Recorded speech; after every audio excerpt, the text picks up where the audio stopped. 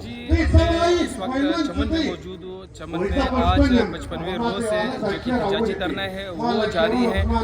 دھرنے کے شرکا نے آج معذور افراد کی جانب سے ایک احتجاجی مظاہرہ نکالی گئی ہے. احتجاجی مظاہرہ شہر کے مختلف شاہراہوں سے ہوتے ہوئے یہاں پہ پریس کلب اور ڈی سی آفس کے سامنے اختتام پذیر ہو گئی ہے. یہاں پہ ایک جلسہ عام میں ہو گئی ہے. مظاہرین کا کہنا ہے جو مظاہرہ کیا جا رہا ہے یہ صرف پاسپورٹ لاگو ہونے کے خلاف کیا جا رہا ہے. جبکہ نگراں حکومت سے طرف آنے کے بعد چمن پاک افغان بارڈر پر پاسپورٹ پاس کر دیا گیا ہے. تو اس کے خلاف آج 55ویں روز سے جو کہ احتجاجی دھرنا ہے وہ جاری ہے. احتجاجی دھرنے کے باعث سے جو چمن پاک افغان بارڈر پہ دلامدرفت تجارت ہے وہ ہر قسم کے لیے بند کر دیا گیا ہے.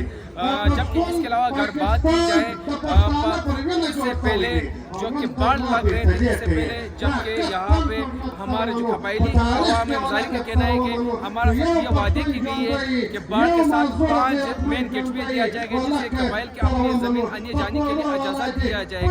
جبکہ باڑ مکمل ہونے کے باوجود اس کو اجازت نہیں دی گئی ہے. جبکہ بابی دوستی گیٹ پر اس کو سنائسی پر آنے جانے کی اجازت دیا جا رہا تھا. تو یہ سلسلہ تقریباً گزشتہ 3-4 سال سے جاری رہا ہے.